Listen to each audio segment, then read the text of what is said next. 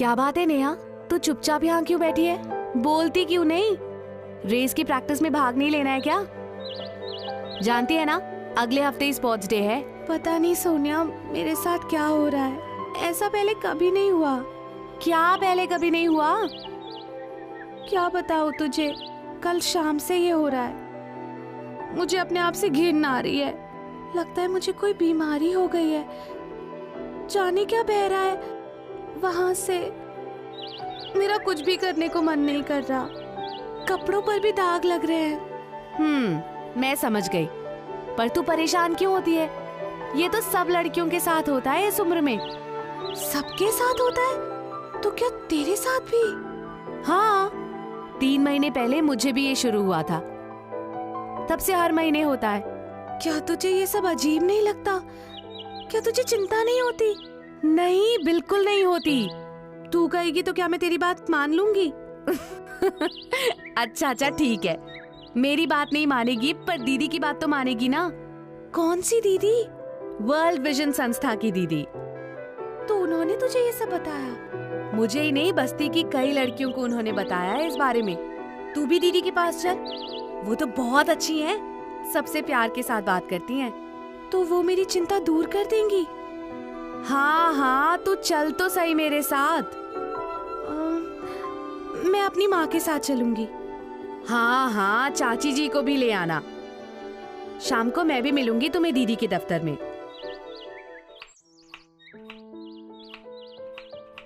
अरे ये सब हुआ था तो मुझे बताती ना, मैं उपाय बताती तेरे को। बोल, मुझसे क्यों नहीं कहा? वो तुमसे कहने में शर्म आ रही थी। और अब उस दीदी के पास जाने में शर्म नहीं आ रही? वो तो सोनिया ने मुझसे कहा कि दीदी इस बारे में पूरी जानकारी देंगी। हाँ, और जैसे हम तो कुछ जानते ही नहीं ना। अच्छा, पहली बात सुन, जब तक ये सब बंद ना हो जाए तब तक तू रसोई घर में नहीं जाएगी। हाँ, क्यों माँ? अरे इन दिनों इस बात की सावधानी रखी जाती है। अरे क्या हुआ मधु भाभी, नेहा रसोई घर में क्यों नहीं जाएगी? अरे आओ बेला, आओ बैठो, बताओ तो हुआ क्या? अरे क्या पूछती हो बेला, इसे महीना शुरू हो गया है, अब इन बातों की सावधानी तो रखनी ही पड़ेगी ना। नहीं भाभी, ये सब गलत है। गलत है? हाँ भाभी, वर्ल्ड विजन की दीदी द्वारा दी गई जानकारियों ने मेरी सोच और जीवन बदल दिया है। अरे उन्हीं दीदी के पास जाने के लिए तो नेहा भी कह रही थी मुझसे। तो फिर मान लो ना इसकी बात, जानकारी लेने में कोई हर्ज नहीं है। तुम आज शाम को ही नेहा को साथ ले जाकर दीदी से मिल लो। तो ठीक है नेहा, हम शाम को जरूर चलेंगे तुम्हारी दीदी के पास।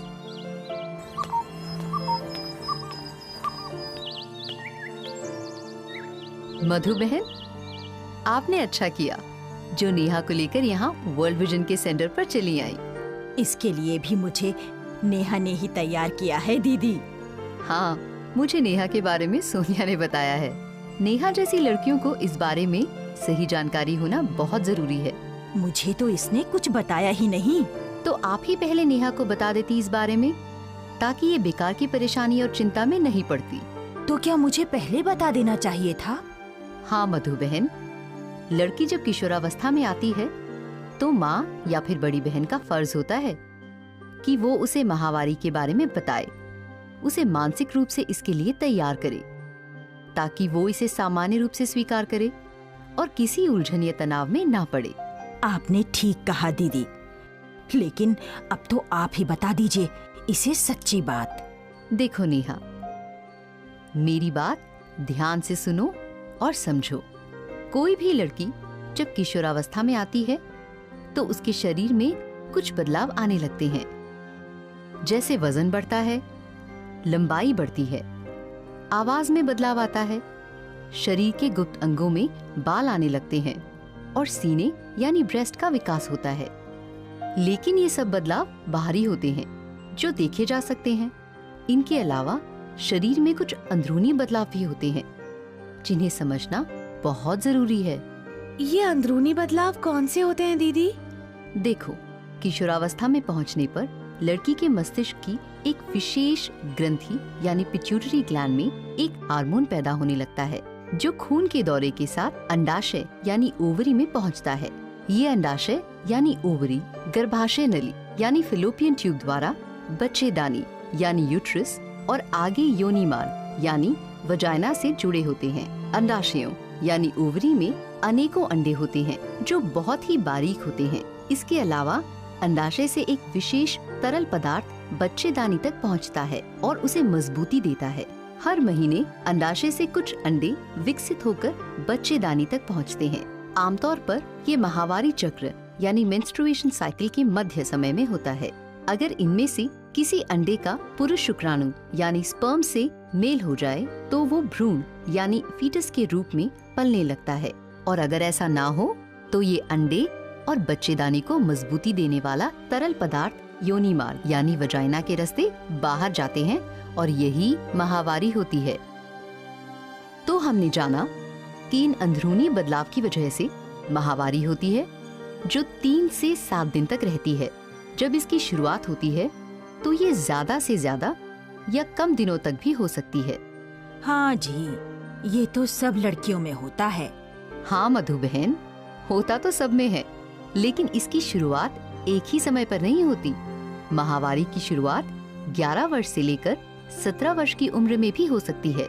लेकिन बाद में तो इसका एक नियम बन जाता है। हाँ मधु बहन, जब माहवारी नियमित हो जाती है तो इसे मासिक चक्र यानी मेंस्ट्रुएशन साइकिल कहा जाता है। मासिक चक्र का नियमित रूप से आना इस बात की निशानी है कि शरीर के महत्वपूर्ण अंग सामान्य रूप से काम कर रहे हैं। मासिक चक्र शरीर को स्वस्थ रखने के लिए एक विशेष शारीरिक रसायन यानी केमिकल पैदा करता है, जिसे हार्मोन्स कहा जाता है। ये हार्मोन्स हर महीने गर्भ ठहरने की संभावना भी पैदा करते हैं। दीदी, मासिक चक्र को गिना कैसे जाता है? नेहा, मासिक चक्र को पहली माहवारी के पहले दिन से अगली माहवारी के पहले दिन तक गिना जाता है। आमतौर पर माहवारी चक्र 28 दिनों का होता है, लेकिन बालिग अवस्था में 21 से 35 दिन और किशोरावस्था में 26 से 32 दिन भी हो सकता है। तो इसका मतलब हुआ दीदी कि माहवारी शुरू होने की तारीख बदल भी सकती है। नेहा, जैसे मैंने कहा कि आमतौर पर एक माहवारी समाप्त होने के 28 दिनों के बाद अगली माहवारी होती है, लेकिन शुरुआत में ये जल्दी या देर से भी हो सकती है। इससे घबराना नहीं चाहिए, ये बाद में नियमित हो जाती है। इसके लिए अच्छा होगा कि हर लड़की अपनी माहवारी का एक कैलेंडर रखे, ताकि माहवारी के समय और इसके दिनों का ख्याल रखा जा सके। ऐसा करने से यदि मासिक चक्र में कोई असामान्य बदलाव आता है तो हम डॉक्टर से जांच करा सकते हैं। तो हमने जाना कि माहवारी तुम्हारे स्वस्थ विकास की निशानी है। ये एक सामान्य बात है और इससे ना तो घबराने की जरूरत है और ना शर्मसार होने की। दीदी, माहवारी आने का ये मतलब भी तो होता है कि लड़की अब माँ बन सकती है।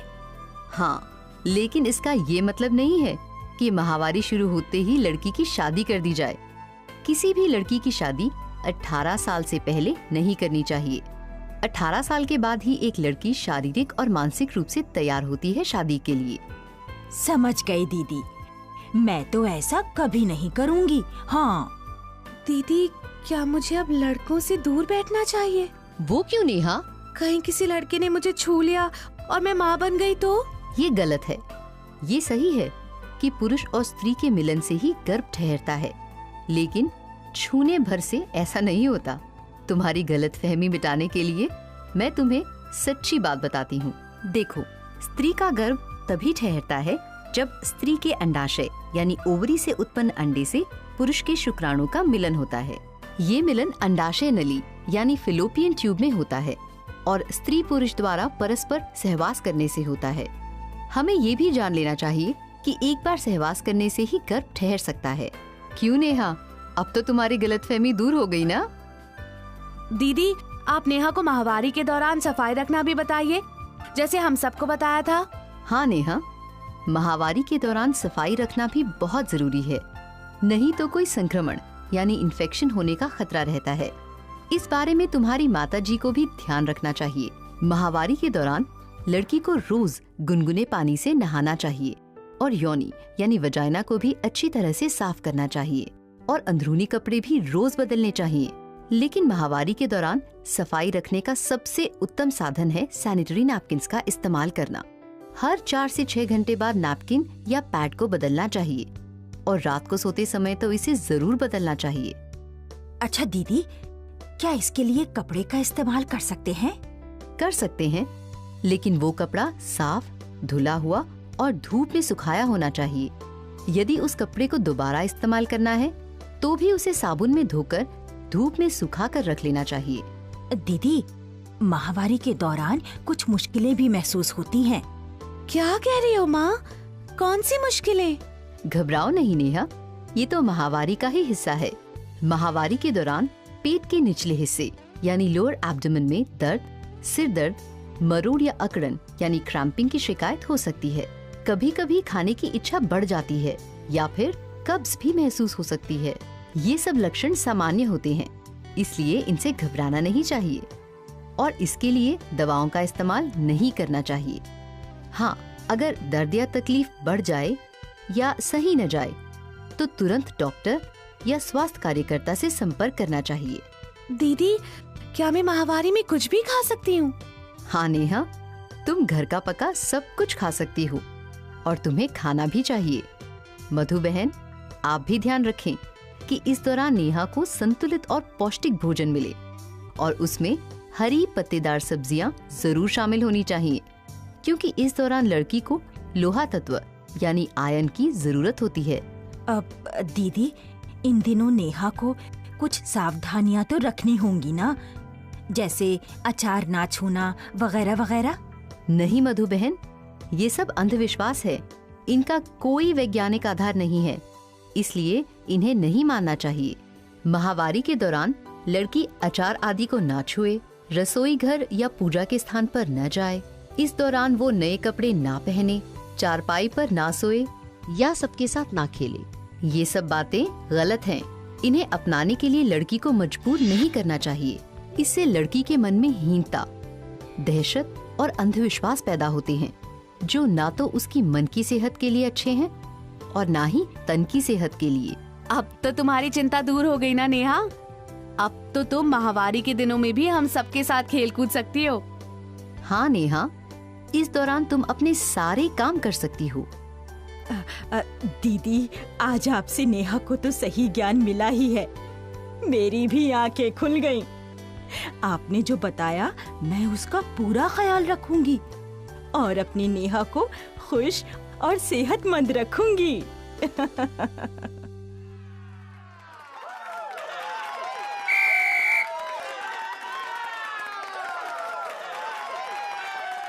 मेरी नेहा का मन बदला, जीवन बदला, सेहत और खुशियां उसकी साथी बनी। अब पढ़ाई हो या खेलकूद, वो हमेशा आगे रहती है।